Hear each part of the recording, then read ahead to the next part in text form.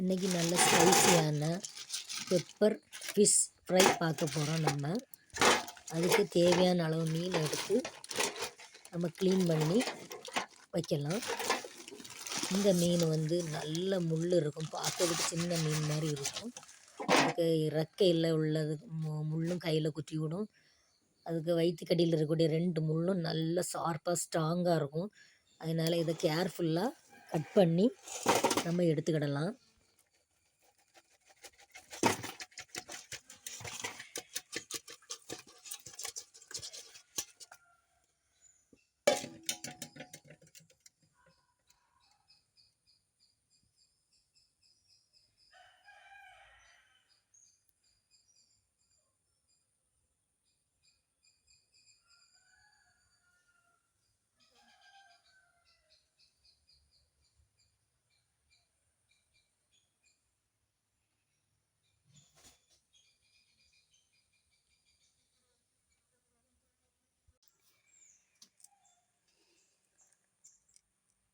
ரெக்கையை பாருங்கள் எப்படி இருக்குன்னு, பயங்கர ஷார்ப்பாக இருக்கும்.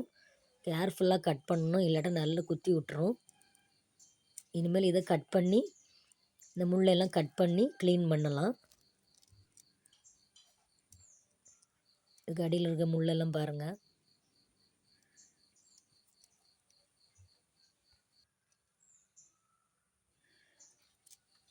இது முள்ளெல்லாம் கட் பண்ண மீன். அந்த ரெக்கை அடியில் உள்ள முள் எல்லாம் கட் பண்ணியிருக்கு. இனிமேல் நம்ம இதை க்ளீன் பண்ணி ஃபிஷ் ஃப்ரை செய்யலாம். இப்போ ஒரு 5 மீன் எடுத்துருக்கிறேன். 5 மீனுக்கு 5 ஸ்பூன் பெப்பர் எடுத்துருக்கிறேன். கிறிஸ்டல் சால்ட் எடுத்துருக்கிறேன். 2 நல்லா இடித்து அது கூட போட்டு ஏற்கனவே மஞ்சத்தூள் கலந்துருக்கேன். அது கூட போட்டு நமக்கு வேணும்னா ரெட் சில்லி எடுத்துக்கிடலாம், இல்லாட்டா வேண்டாம். சின்ன குழந்தைகள்லாம் இருந்தாங்கன்னா அந்த பெப்பர் தூள் மட்டும் போதும். இதையும் சேர்த்தா ரொம்ப இருக்கும். அதனால தேவையில்லைன்னா ரெட் சில்லி பவுட்ரு அவாய்ட் பண்ணிக்கலாம். 1 ஸ்பூன் எண்ணெய் ஊற்றுவோம் தோசைக்கல்லில். பேன் சூடானோடனே ஃபிஷ் எடுத்து ஃப்ரை பண்ணலாம். ரொம்ப ஆயில் விடலை, குறைவாக தான் ஆயில் விட்டுருக்கேன். அவ்வளோ ஃபிஷ்ஷை எடுத்து ஃப்ரை பண்ணி எடுத்துட வேண்டியதுதான்.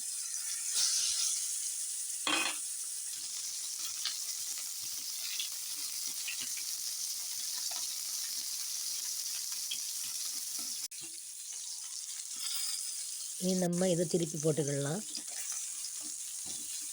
உங்களுக்கு நல்லா வெந்திருக்கு, இப்போமே தெரியுது. நம்ம கட் பண்ணியிருக்க பக்கம்லாம் பாருங்கள், அழகாக வெள்ளையாக வெடித்து நல்லா வெந்தது தெரியுது க்ளீனாக. இப்படி டேன் பண்ணி போட்டு இதேமாரி அந்த பக்கமும் ஒரு 3 நிமிஷம் சிம்மில் வச்சு வேக வச்சு எடுத்தால் நமக்கு நல்ல ஸ்பைசியான பெப்பர் ஃபிஷ் ஃப்ரை ரெடி ஆயிட்டு.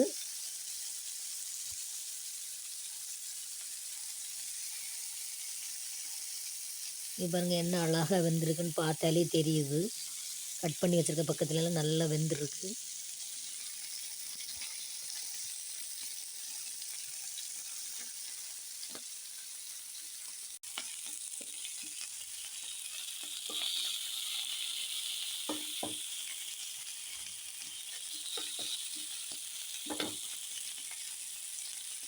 ஆயில் ரொம்ப கம்மியாக தான் ஊற்றிருக்கிறேன் பாருங்கள். அதை எடுத்து அசைச்சா ஒரு சொட்டு ஆயில் கூட நமக்கு இதாகலை. இனி கொத்தமல்லி இலைகளை தூவி இறக்குனா ஸ்பைசியான ஃபிஷ் ஃப்ரை ரெடி.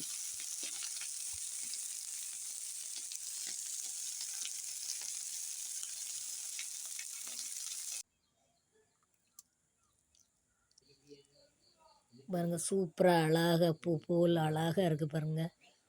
நல்ல சூடாக இருக்குது, நம்ம சாப்பிடுவோம். நல்ல ஸ்பைஸியாக இருக்குது. உங்களுக்கு தேவைன்னா பெப்பரை குறைச்சி போட்டுக்கலாம்.